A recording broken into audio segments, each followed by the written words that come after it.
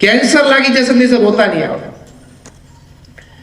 એ આ વાત એક દિવસ કરતો ત્યારે એક જણા એમાં હાથ ઊંચો કરી મને કે સ્વામી એમ તો તમાકુ નથી ખાતા એને કેન્સર થઈ જાય. બોલો. એટલે મેં કોઈ એને હું તને જવાબ આપું, તમાકુ નથી ખાતા એને કેન્સર થાય છે. એનો મતલબ એવું નથી કે તમે તમાકુની છૂટ મળી જાય છે. પછી મેં દસ્તાર સમજાવ્યું કે તમે ઘરના બધા સભ્યો ઘરની બહાર ફરવા માટે જાઓ ને ઘરને તાળું માર્યું હોય છે ને તો તાળું પણ તૂટી જાય છે ને ચોરી થાય છે. બનવા જોગ છે ને, તાળા તોડીને ચોરી તો ચોરી કરે જ છે ને ચોર.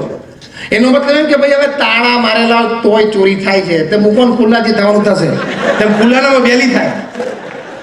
એમ તમે એમ કહો તમાકુ નથી ખાતા તોય કેન્સર થશે, તો ખાવ ને તો વહેલું થશે. પ્રોસ્પેક્ટ વધી જાય છે ને, પ્રોબેબિલિટી ચાન્સીસ વધી જાય છે. એક જણા એવી આર્ગ્યુમેન્ટ કરી સાહેબ તમાકુ આમ ચોરું ને ચૂના સાથે પછી સારું ટોયલેટ જવાનું થાય, બાકી થતું જ નથી. એટલે તમે તાલી પાડીમાંથી ઘણા બધા એવા હશે, કારણ કે એને છે ને મનમાં એ લિંક અપ કરી દીધું, સિંક થઈ ગયું. સિંક બે મોબાઈલ ફોનનો ડેટા ટ્રાન્સફર કરો ને સિંક થાય, એટલે સિંક થઈ ગયું. એટલે મેં કહ્યું એમાં એવું નથી. એક્યુપ્રેશર નામનું એક વિજ્ઞાન છે, તમને બધાને ખબર છે. એક્યુપ્રેશર ડાબા હાથમાં તમારા અંગૂઠાની નીચેનો પોઈન્ટ છે ને, આ આમે ટોયલેટ માટેનો એક્યુપ્રેશરનો પોઈન્ટ છે. તું આમ જે ચોડે છે ને એમાં ગરમી આવે છે ને અને પાછું દબાઈ છે એટલે તાર જવાન થાય. ચૂનાને તમાકુને નાલે કોઈ લિંક જ નથી. આ તારો એક્યુપ્રેશરનો પોઈન્ટ જ આ છે એટલે જવાન. તો મને કે એમ વાસ કરતા અત્યારે કોઈ ટ્રાય ના કરતા તાત્કાલિક.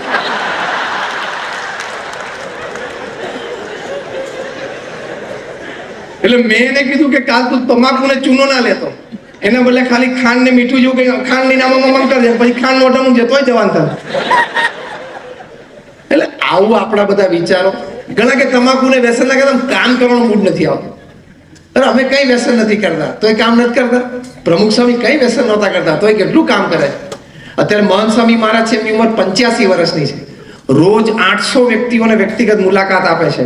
રોજ 150 પત્રો વાંચીને એનો ઉત્તર આપીને 150 પર સહી કરે છે. રોજ 40 થી 50 ફોન કોલ્સ ઉપર લોકોને આશ્વાસન ને માર્ગદર્શન આપે છે. At the age of 85. અને 5 દિવસ કે 6 દિવસથી વધારે ક્યાંય રોકાતા નથી. આવું મોટું શહેર હોય તો વધારે રોકાય.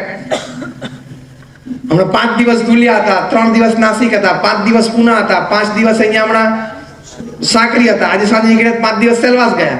એવરી 5th ડે 85 વર્ષની ઉંમરે મૂવ થવું એટલે 5 દિવસ માટે. તો આ એનર્જી છે જ, ભગવાને મૂકી જ છે ઇનબિલ્ટ. માટે કોક દિવસ આપણું આટલું સરસ જીવન હાથમાંથી જતું રહે. અમે એવા જોયા છે 25, 28, 30 વર્ષે કેન્સર થાય ને તો દિવાલો જોડે માથા પછાડતા મેં નજરે જોયા છે. એવો વારો ના આવે ને ધ્યાન રાખજો.